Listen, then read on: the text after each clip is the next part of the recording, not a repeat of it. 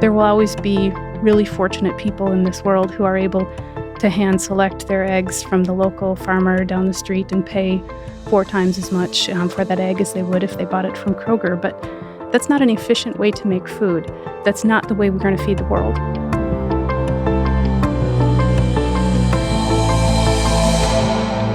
I'm David Abel, and this is Climate Rising, a podcast from Harvard Business School. With livestock accounting for nearly a fifth of global emissions, we'll look today at what fast food chains and other large buyers of commodities like beef and poultry are doing and should be doing to reduce their climate footprint.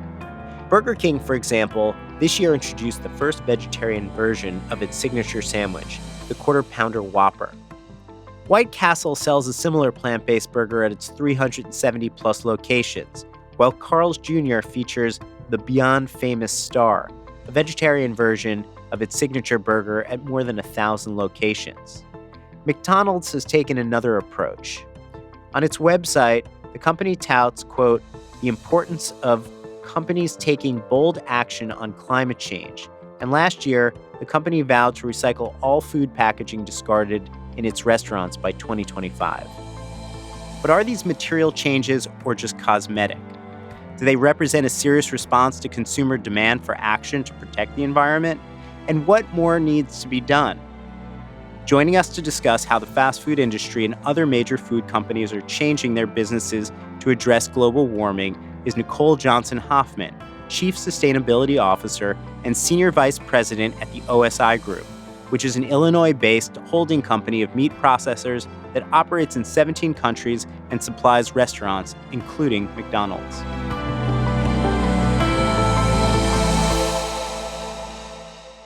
In addition to your work at OSI Group, you serve as president of the Global Roundtable for Sustainable Beef. Can you give us a sense of the main challenges this industry faces in trying to reduce its carbon footprint and become more sustainable? Sure. The beef industry is a really interesting challenge when we're trying to make change in a loose organization of individuals and companies that are operating all over the world and in all kinds of different conditions. Here in the U.S., we have around 800,000 beef producers who are, by and large, small family farmers. The average beef producer in the U.S. has fewer than 100 head of cattle. It's typically a sideline business for them. It's not their primary business. And so they're not receptive to dictates from big, large corporations like the one I work for. So helping them to understand the needs of customers and also their responsibility for addressing climate change is a challenge. Tell me more about the kinds of companies that OSI Group works with. Who are your customers? It's really different in every part of the world that's producing beef. So in North America, we have issues around use of antibiotics and ensuring that we're good stewards of antibiotics and protecting them for efficacy for humans and animals for the future. We're also concerned about protection of waterways, ensuring that we're not overusing water resources to produce beef, and ensuring that the crops that are being planted and harvested in order to provide grains in our feedlots are environmentally responsible. In other parts of the world, you've got some active issues regarding deforestation and protection of natural grasslands. And beef farmers are struggling with how to address those issues while at the same time remaining profitable.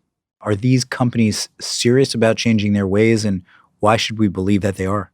Well, Big Ag is living in the real world. We are living climate change today. We live it in the storms that disrupt our supply chains. We live it in the disease outbreaks that are unexpected and unprecedented in different parts of the world. Climate change is going to impact the food that is available for people and the prices that we pay for that food in the future. And my customers are all in the food business, and so they're working on these issues because they understand that that's part of their long-term business plan, and if they weren't, it would be irresponsible for them as business people. They're also trying to satisfy activist shareholders and other stakeholders who are really concerned about the impacts they have in the world. We can try to force farmers to say the right words, or we can talk instead about the concrete, real concerns that we have and that they have and that we all understand to be true and work on those. Because the politically loaded words, the politically loaded language that we use is an obstacle to gaining the kind of buy-in that we need from the people who actually need to make the change. What are we talking about when we're talking about making this industry more sustainable? How do you define, for example, sustainable beef? What does that really mean? The Global Roundtable was formed in order to sort of wrestle that issue to the ground and then give a framework for regional beef producers around the world to address their real problems. And so in the Global Roundtable's definition for beef sustainability, we've said you need to address 5 different big picture principles in order to say that you're working adequately on beef sustainability in your part of the world. You need to address your use of natural resources. You need to address your impact on people and communities, on the animals' health and well-being, on the food that you're meant to be producing, and whether or not you're producing wholesome food for people, because that's the whole point. And then finally, the effort that you're putting into improving efficiencies and using innovation. And if you're doing those things, we've said you are welcome to participate in this Global Roundtable family and be part of this global effort. Tell us a little bit more about the relationship between antibiotics and sustainability. How does that correlate? Antibiotics are challenging to our sustainability thought processes. They're similar to use of hormone implants in beef production in that they improve efficiencies and so therefore improve sustainability outcomes. But people are really concerned about them and with respect to antibiotics for good reason. So we know that we have to do what we can to reduce unnecessary use of antibiotics in order to preserve their efficacy for the future. And at the same time, we believe, one, that cattle are living creatures that deserve proper care, proper medical care, and their lives aren't expendable. And so if we have the ability to improve their health, we should do that not only for the animal, but also for the quality of the food that we're producing for people. So we believe that to be true. And two, we believe that we do need to not waste that resource. And so for sustainability reasons, we can't allow those animals to die when we could help them live. So more use of antibiotics actually, what you're saying is, can make these farms more sustainable? Well, if you wanted to simply move your greenhouse gas numbers as an industry, you would absolutely maximize your use of growth-promoting hormones in the cattle and maximize your use of antibiotics. In those ways, you would produce more beef per animal, more beef for your greenhouse gas emissions in total, and so your GHG outcomes would be significantly better. You've pointed to a need to preserve native grasslands and other measures to protect soil. Why is this important, and what role should regulators be playing to make this happen? More and more climate work is being focused on the health of soils and the possibility to use soils to help us address our carbon problem. Healthy soils, we know, are carbon sinks. They will pull carbon into the soil and capture it and store it over time. If we allow those soils to remain undisturbed, so for example, if we allow them to grow native grasses with really deep roots, we know that they will do the job for us in filtering that carbon from our environment and protecting us. Interestingly, cattle have a really important role to play in that. So if I'm sitting on grasslands, for example, if I'm a landholder in the center of the country and I'm sitting on some grasslands and I want to preserve those grasslands, the best way for me to make that land profitable is for me to put cattle on the land and allow the cattle to graze that land. They do a beautiful job of encouraging the proper grasses to grow and then to work that crop for us. Cattle are uniquely designed to do that. And then also in the process to turn those grasses into really great high-quality protein for people to eat. Are there examples of where soil erosion has been a big problem? I think that's a significant issue across the country, to be honest. We have not done enough work to help people understand how to keep soils healthy. We have pursued monoculture agriculture in places where that's not great for the soil outcomes. And we've also discouraged farmers from continuing to farm their land and encouraged them to do other things with it. So I live in a part of the country that is continually plowing under what used to be agricultural land and putting up housing subdivisions. And then the people move into those beautiful housing subdivisions and complain about big companies and their environmental impacts. This is something that we all need to wrestle with. Is OSI Group catering more to these new upstarts? Is that an increasing share of your business? My company is in the business of supplying the world's biggest brands primarily. So we are really focused on delivering what they want. I have one of my customers says, I don't know what we'll be selling in 50 years, but I know that we'll be selling more of it than anyone else.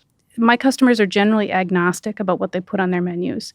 If the consumer wants pickled beets, they will sell pickled beets. And they may be today tied up with their brand, with the certain products that they sell, but they know that those brands can evolve and have evolved over the histories of these companies, and they're able to adapt. For us as a company, we're quite pleased to provide whatever our customers want. I have some customers who are looking at plant-based meats now, and we're pleased to make those for them. I have other customers who are all in on beef and chicken, and we're pleased to make that as well.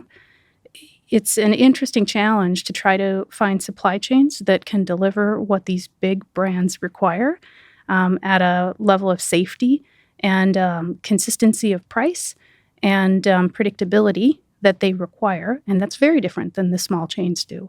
You grew up on a small dairy farm in rural Minnesota, and you once even ran a slaughterhouse. What are some of the lessons that you learned from those experiences, and how do they inform the bigger questions about how big ag and their customers can become more sustainable?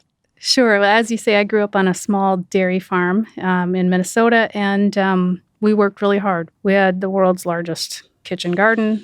We had goats and chickens, and we raised a couple steer for beef, and my gosh, for a while we had geese. But we fed almost no one with all that effort. The food that we produced from that farm was interesting. Its quality was highly varied, and there was almost nothing left over to sell into the market after all that effort. That's not an efficient way to make food. It makes beautiful pictures. It's gorgeous on Instagram. But that's not the way we're going to feed the world. There will always be really fortunate people in this world who are able to hand select their eggs from the local farmer down the street and pay 4 times as much for that egg as they would if they bought it from Kroger. But that's a tiny handful in the great scheme of things in the world. How does that translate into the questions of what smaller farms can do to innovate and serve maybe as examples for what larger production operations could actually do? I have in my life, in my work in agriculture, I have come to love scale, the beauty of being able to drive real change in a short period of time, to maximize your impact on the lives of people. That comes from scale. So the slaughterhouse that I ran, we harvested about 4,500 head of cattle every day in that slaughterhouse. And I know we did it to high standards of food safety. I know that we were subject to continual audits by our customers and everyone else under the sun. I know that we had 40 USDA inspectors working in that plant every day, and it was a beautiful thing. So, I like that. I do think there's a place in this world for people who want to produce food really lovingly in a handcrafted way on a small scale, and I salute them and I love what they do. But I also don't believe that that's going to be the way to necessarily reduce our climate catastrophe, as it's been described, or to address the real problems that we have in feeding the world.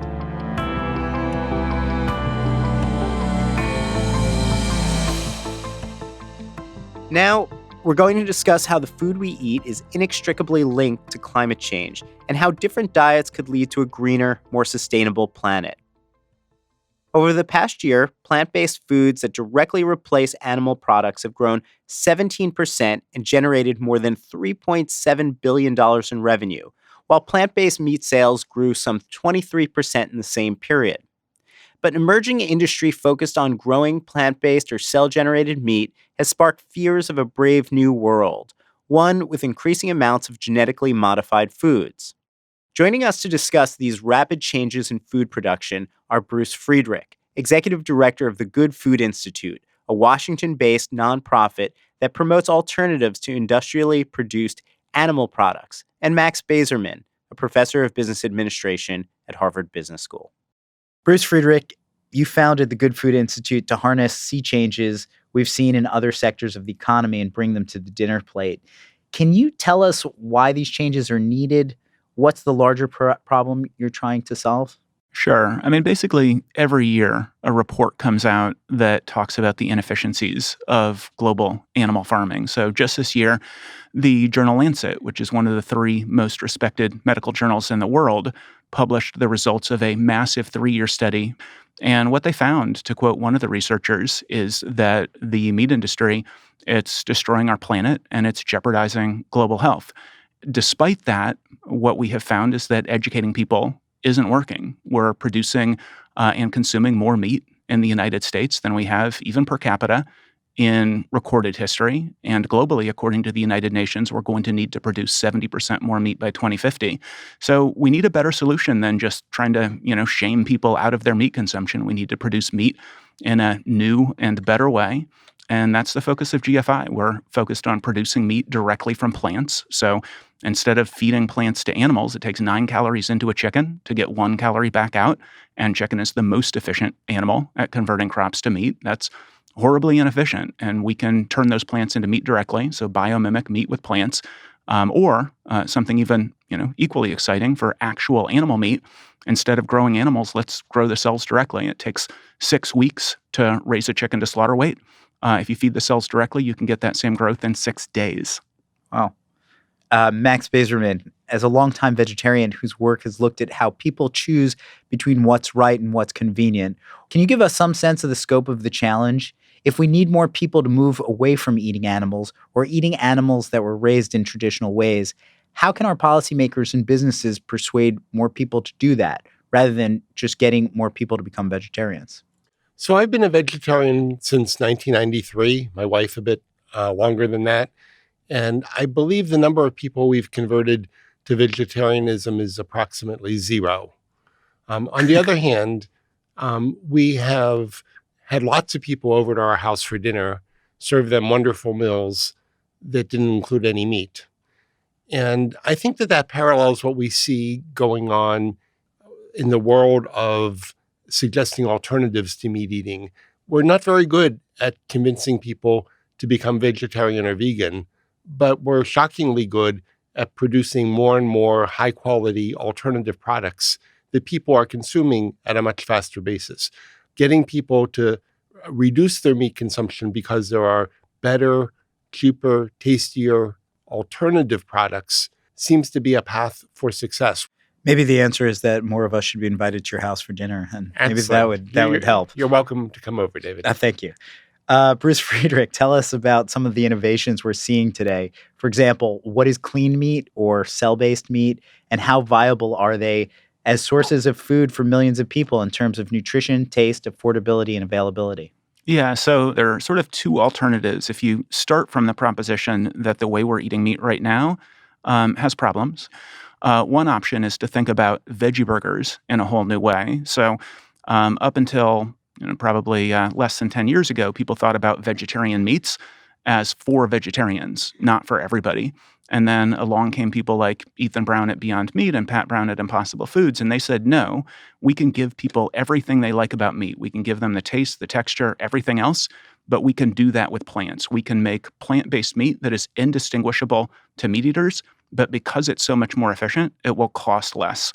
So that's option one. And just this year, the United Nations gave Beyond Meat and Impossible Foods their Heroes of the Earth award because of the massively less environmental impact, including climate change, of these alternative products, and because the fact that meat eaters like them, they are actually subbing out for actual animal-based meat.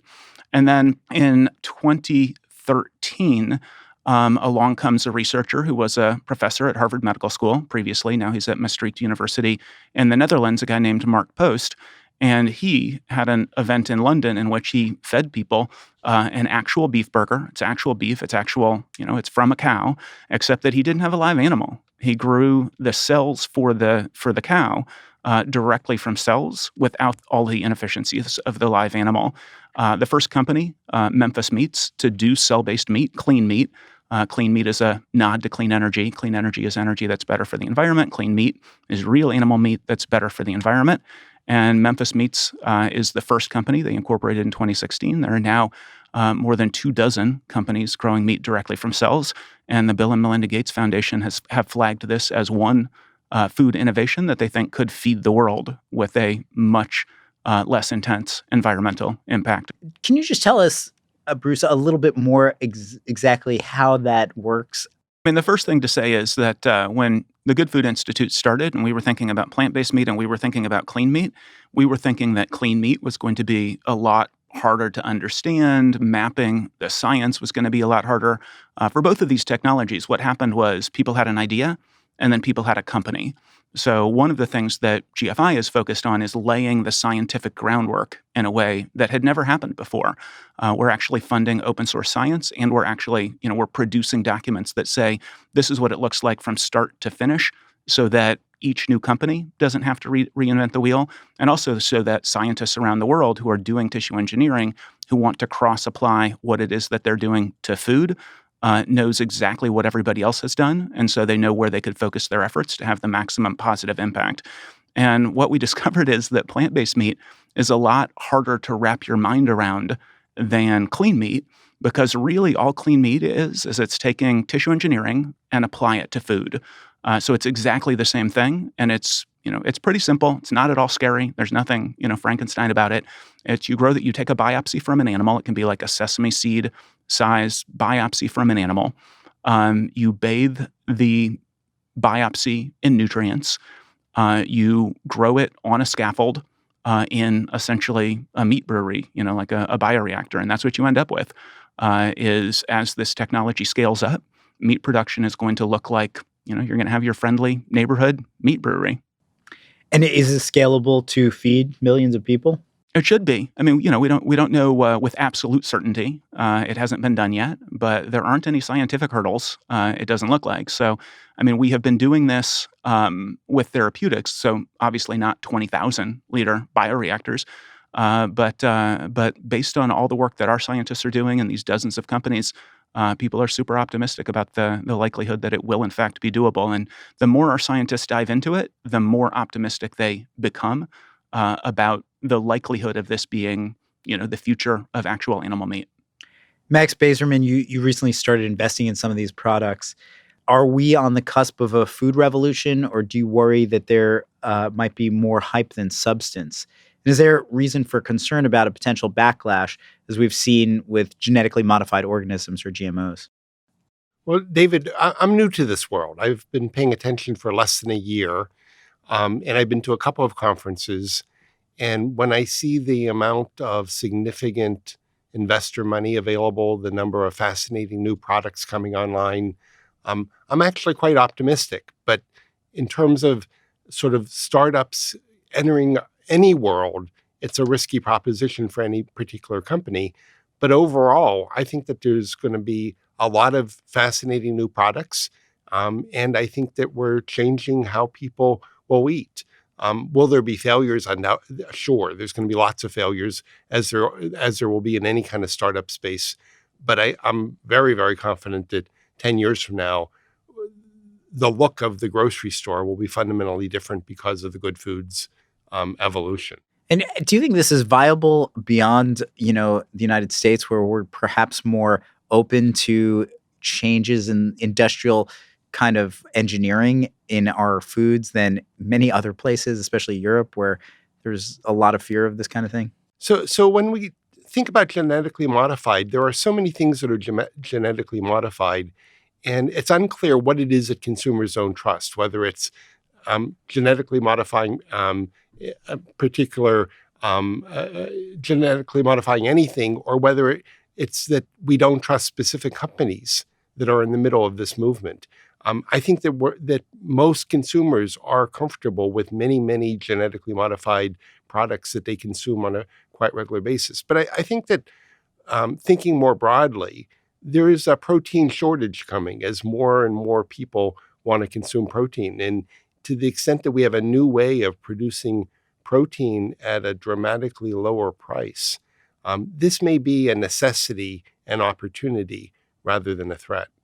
Bruce Friedrich, how do you respond to those concerned about so-called frankenfoods or those who will say that we shouldn't be engineering the food we eat? Well, I think when people are talking about engineering the food we eat, they're talking about something pretty different from attempting to biomimic meat with plants. And they're talking about something pretty different from simple tissue engineering. Like, this doesn't require genetic modification at all to be wildly successful. And I think most of the companies involved are not using GMOs. So, one of the things that we look at is, you look at the European Union, really, you look at any place in the world, and people are worried about food security. They're worried about food safety. They're worried about water quality. Most governments are worried about climate change. They're worried about this range of issues. They're worried about antibiotic resistance, which doesn't get as much play, but is at least as scary as climate change. There was a report from the UK government a couple of years ago. They said the threat to the human race from antibiotic resistance is greater than the threat to the human race from climate change. It's going to be killing 10 million people per year by 2050. That's more than cancer. It's going to cost the global economy $100 trillion. And if we keep feeding the majority of the antibiotics that pharmaceuticals are producing, if we keep feeding those to farm animals, you want to scare Google the end of working antibiotics. You want a real scare, punch China in there, because no matter what we do in the United States, no matter what they do in Europe, if China keeps using these antibiotics that are banned everywhere else, antibiotic-resistant superbugs don't know national or international borders. They will, jump the borders and could be killing lots and lots of people. People at the World Health Organization are talking about the end of modern medicine as a result of this problem. Really, nobody has an answer to how do we decrease meat consumption. The UN says 70% more meat by 2050. Nobody has an answer to that unless we give people better alternatives. These are the better alternatives. On the subject of antibiotics, do these clean meats require any antibiotics to grow? Is that part of what you expect will help make these products flourish? Yeah, I think the food security issue, the fact that they don't require any antibiotics at all. So food security, you can produce a lot more food on a lot less land. They don't require any antibiotics at all. They are much, much better for the climate, a much lower climate impact. I think those are the things that are going to get especially governments particularly excited about and embracing these technologies. These are the reasons that the Bill and Melinda Gates Foundation say this is the solution for people in the developing world. This is the solution for sort of the poorest areas of the world. It's not just a better veggie burger for the three of us at this table. It's high quality protein for people who have no protein at all. Max Bazerman, you've done some work on the ethical or moral obligations people have in this space. I'm curious, do you think big institutions like universities or the military have some kind of responsibility to start serving people more meat substitutes? I do think that they have that responsibility, but not everybody would agree with me. And so when I go to sort of our very excellent cafeterias at Harvard, I don't tend to stop the managers and preach the benefit of vegetarian food. But what I do is when they're serving something that's vegetarian that I find particularly appealing, I go out of my way to thank them for doing that and to talk about how the specific food that I ate that day was uniquely appealing, and it would be terrific if we had that more often. So I find complimenting people for what they do well that makes the world a better place is probably a more effective strategy than to preach the benefits of some pure state like veganism. Bruce Friedrich, you've cited reports suggesting that plant-based foods that directly replace animal products have grown into a $3.7 billion industry. What's the trajectory here? Do you expect something akin to exponential growth? Why or why not? Well, one of the things that we're focused on at GFI, so we now have GFI affiliates in India, Israel, Brazil, Hong Kong, and Europe. I think I left somebody out. But and the focus of our international operations and the focus of our policy department in the United States is to convince governments that they should be putting R&D money into basically perfecting and optimizing the production of both plant-based and clean meat. So they should be funding R&D. So the governments of the world, they put tens of billions of dollars into R&D focused on global health and focused on environmental concerns. Some of that money should be going into plant-based and clean meat R&D.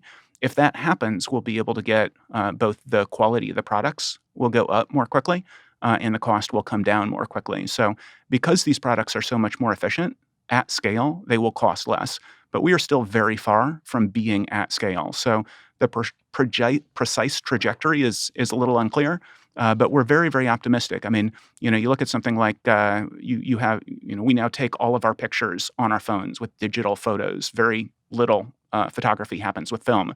The vast majority of our conversation now happens either via text or via cell phone. Not a lot happening on landlines. None of us is going to leave here and go out and get onto a horse, to go back to our house. It's automobiles. And those transitions happen very, very quickly. And the point is that if you give consumers what they want, so if we can figure out a way to give consumers everything that they like about meat, but we can produce it at a lower cost, eventually we get to, if X is plant-based meat and Y is clean meat, X plus Y equals pretty close to 100. I mean, I think there will still be regenerative agriculture. There are some people who actually want the animal to be raised and slaughtered. And maybe that even goes up a little bit from what it is right now. Maybe more people will want that once their alternatives are plant-based and cell-based meat. But for the most part, I think we get to a point at which all of the lowest common denominator meat, all of that goes away, and it's replaced by meat produced from plants and meat grown directly from cells. Max Bazerman, what do you think shareholders and others should be doing to encourage traditional agricultural companies to adopt some of these newer, more sustainable methods? What will ultimately take them to change their ways? So it's quite possible that some organizations aren't going to change their ways, but I think others who want to claim that they're interested in outcomes beyond the bottom line may well be susceptible to that. And in many cases, when you move from being all we care about is the bottom line to having a double or triple bottom line focus, you're able to get higher quality employees, you're able to get better press, and consumers become more attracted to your brand. And so I think that there are a variety of reasons why firms may want to switch.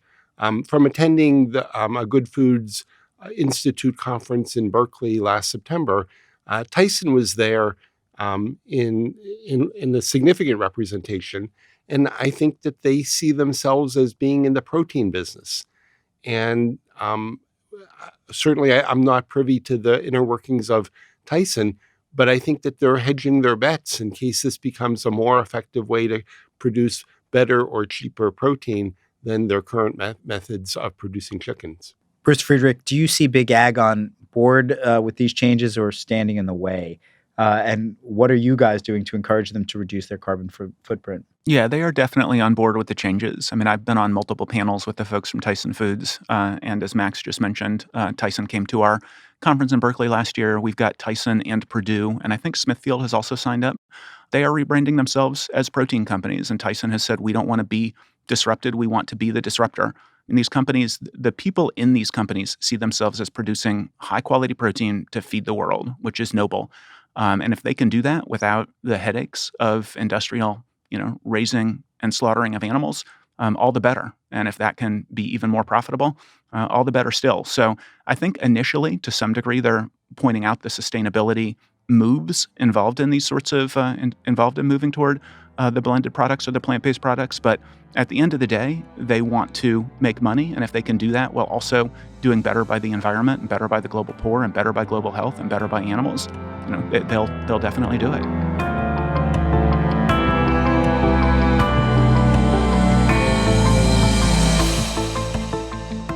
And now, some thoughts from Mike Toefl, professor of environmental management at Harvard Business School. Agriculture contributes a quarter of the world's greenhouse gas, and 60% comes from manure and methane emissions from animals like cattle. It's a huge challenge that also provides a huge opportunity for those who produce meat and meat substitutes. As we heard from Nicole Johnson-Hoffman, the cattle industry itself is trying to make its practices more sustainable. And Bruce Friedrich showed how the emerging technology of lab-grown meat can tackle some of the problems of industrial-scale cattle raising if lab-grown meat gets cheaper to produce and goes mainstream. But a problem this big can't rely just on supply-side innovation.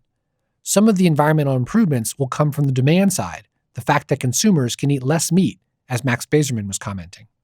Case in point, Aaron Muir, the CEO and founder of Clover Food Lab, a Boston area vegetarian quick-service restaurant chain. He's an HBS alumnus, and in the few times I've met him, his passion is clear: finding a way to help people eat fewer animal products day to day as the best way to reduce their carbon footprint. AIR recognizes that when people decide what to eat, they consider taste, cost, convenience, and health, and that few prioritize climate impact. Day one question for Clover is there a menu that would be so alluring that somebody who has no problem eating fried chicken, who loves burritos, who loves eating burgers, has no problem with any of those things, which is most of our country, would walk past those options to eat something that's just vegetables? 90% of Clover's customers are not vegetarian, which is solid proof of the ability of individuals to make small, impactful changes to their diet. Clover Food Lab also seeks to reduce its climate impact by buying local, seasonal produce. They've developed flexibility into their operations to accommodate an ever-changing set of ingredients. Over the course of a day, 10% of the menu will change. Over the course of a week, maybe 40% of the items will shift. Over the course of a month, about 80% of our menu will change. And that's very unique to us. We've built a lot of tech to make it happen. If there's a great tomato harvest and a farmer has a lot of excess tomatoes, we bring them in and we serve tomato everything. Or if it's a really bad year for tomatoes, we may not buy them at all. Encouraging people to change is hard, and it's no different when it comes to changing what we eat. But Clover is an example of a business tackling this in a way that sells freshness and flavor while being pretty quiet about the environmental benefits. That's how they attract so many meat eaters to a vegetarian restaurant. It's remarkable. AIR argues that government agricultural subsidies are a major barrier to innovation in the food system because they distort prices and can lead to worse environmental outcomes. He uses the example of oat milk, just oats blended with water, which costs him 3 times as much as organic milk because dairy is so heavily subsidized. There's subsidies on the feed that's going to the cows. There's subsidies on the medicines that are fed to those cows. There's subsidies that go directly to the dairy farmers. There's subsidies that go to the distributors. There's subsidies for the roads to subsidize trucking to make that cheaper. And all of these subsidies are leading that to this very odd situation where the economically correct choice for me to make is to serve milk to my customers instead of the oat milk. Those things have very, very different footprints. Which means we need to keep an eye on the climate impact of government subsidies at least as much as we make our own daily food choices. I'm excited to see so many innovations in the food industry that has the potential to reduce greenhouse gas emissions, whether in meat production, meat substitutes, or other foods, and expect we'll see lots more in the coming decade. That's it for Climate Rising this week. I'm David Abel. In our next episode, we'll look at the challenges of building support for climate action in the business community, especially for a carbon tax. What they really need is for carbon legislation for corporations to come out and force and say, yeah, we want this. That hasn't been happening. We have worked with trade groups in the outdoor industry to try to push them along. In the snow sports industry, the trade group will say, yeah, we get it, climate's a big problem, and we're going to launch a program to get everyone to reduce their carbon footprint 20%. That doesn't do it. Thanks for joining us. I'm your host, David Abel. This is Climate Rising, a podcast produced by the Business and Environment Initiative at Harvard Business School. You can subscribe on Apple Podcasts or wherever you listen. And please leave us a review. We appreciate the feedback.